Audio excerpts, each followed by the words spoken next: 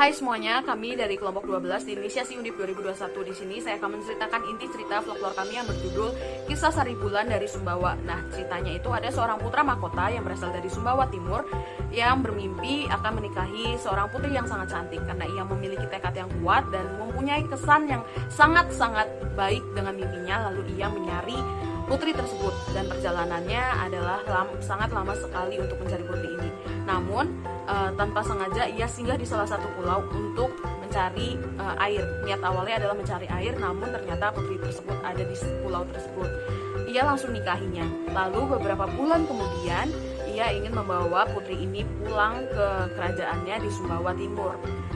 Dan ternyata di tengah-tengah perjalanannya istrinya mengidam untuk makan daging menjangan. Setelah itu Datuk memberi keputusan untuk singgah dan berburu daging menjangan itu di salah satu pulau. Namun naasnya ternyata pulau tersebut adalah pulau yang sering disebut oleh mertuanya untuk jangan bersinggah di situ karena pulau tersebut adalah pulau dewa yang berisi iblis, setan dan juga jin di situ. Namun saat Datuk selesai berburu, ia kembali ke kapal.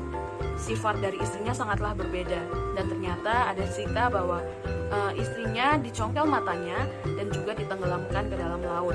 Lalu si Kunti ini tanpa belum sadar si Datu membawa seorang kunti dan ternyata di istana ia bersikap semena-mena.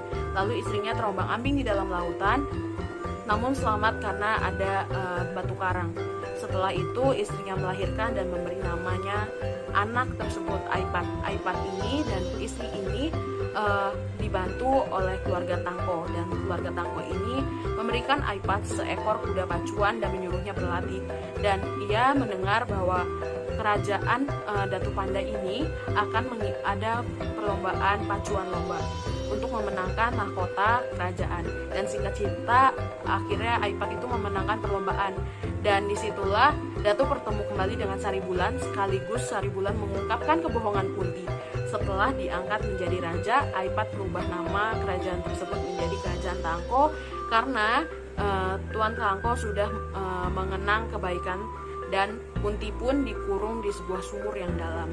Dan sekarang kita akan lanjut membahas unsur-unsur kebudayaan yang ada di kisah ini. Let's go! Dalam kisah Sari Bulan sendiri, terdapat teknologi transportasi berupa perahu yang kala itu digunakan oleh Datu Pandai ketika melakukan perjalanan mencari Sari Bulan ke berbagai pulau.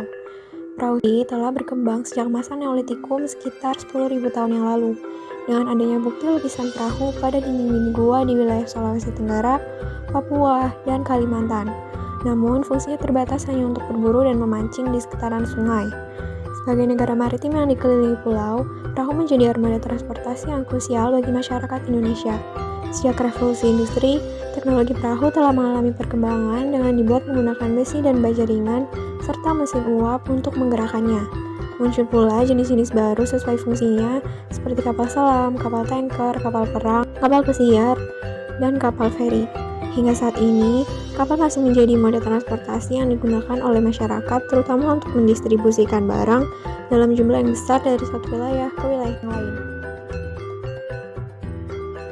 Sistem pengetahuan merupakan salah satu dari 7 unsur budaya. Dalam sistem pengetahuan sendiri meliputi ruang pengetahuan mengenai alam sekitar, flora dan fauna, waktu, ruang, bilangan, sifat-sifat dan tingkah laku manusia, hingga tubuh manusia. Dalam folklore tentang kisah Sari Bulan, terdapat sistem pengetahuan mengenai sifat-sifat, yaitu sifat semena-mena atau sikap semena-mena, di mana dalam cerita ini menceritakan tentang Kunti yang bersifat semena-mena terhadap Sari Bulan dengan cara mencongkel mata Sari Bulan, lalu membuang Sari Bulan ke laut atau melempar Sari Bulan ke laut, dan juga mengambil peran dan status Sari Bulan yang pada saat itu sebagai istri dari seorang Datu Pandai dan juga seorang putri. Unsur kebudayaan selanjutnya, saya akan menjelaskan tentang sistem ekonomi. Sistem ekonomi sendiri merupakan suatu sistem yang dapat memenuhi kebutuhan hidup manusia dalam kehidupan sehari-hari. Dalam kisah Sari Bulan diceritakan bahwa Tangko merupakan seorang nelayan yang mata pencariannya adalah menangkap ikan. Dan biasanya orang yang mata pencarian menangkap ikan tinggal di pinggir pantai atau pesisir laut.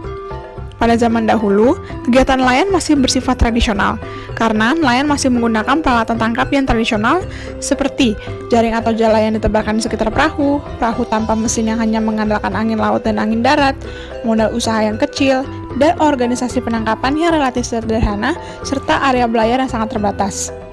Sedangkan pada zaman sekarang, nelayan sudah mulai menggunakan alat-alat yang modern, seperti mesin speedboat, kapal yang menggunakan bahan bakar bensin, alat pendeteksi ikan, bom ikan, pancingan yang lebih canggih, dan area penangkapan ikan pun menjadi lebih besar dan mudah dijangkau. Untuk sistem religinya adalah adanya sebuah pemikiran bahwa awalnya kerajaan Tangko adalah kerajaan yang beragama Hindu. Namun dengan adanya perubahan dan perkembangan zaman, kerajaan ini berubah corak menjadi beragama Muslim. Serta di satu desa yang bernama Desa Banda itu terdapat sistem makam Haji Kari. Dengan begitu banyak kemungkinan bahwa seorang Haji Kari ini adalah seorang yang menyebarluaskan agama Islam. Jadi sampai saat ini sistem religi dari kerajaan Tangko masih diulik. Namun bisa dirangkumkan bahwa kerajaan Tangko adalah kerajaan yang masih mempercayai adanya roh nenek moyang, karena dibuktikan dari ketika Datu Pandai tak kunjung menemukan Sari Bulan, ia membuat sesajen di tempat-tempat keramat serta memohon berkah kepada arwah nenek moyang agar ditemukannya dengan tempatan hatinya. Selanjutnya saya akan menjelaskan sistem organisasi masyarakat yang ada di folklore cerita Sari Bulan yang ada di Nusa Tenggara Timur ya. Nah, di sini kalau kita baca dengan lebih teliti, ada yang namanya Datuk Pandak itu sebagai seorang raja yang memimpin dari kerajaan Tongko ini ya. Dan ada juga sejumlah prajurit yang berperan menjadi bawahan sang raja atau prajurit kerajaan yang disebut, yang bila mana untuk berperang atau untuk mengamankan kerajaan sebagainya. Dan saya sekarang akan menjelaskan apa itu sistem pemerintahan yang ada di kerajaan ini yang itu bersistem monarki. Apa itu sistem monarki? Sistem kerajaan atau ya, itu adalah sistem yang menjelaskan bentuk pemerintahan di mana kekuasaan yang dimiliki oleh seorang raja dan kekuasaan tersebut masih berpihak pada undang-undang. Jadi seorang raja tidak bisa semena-mena.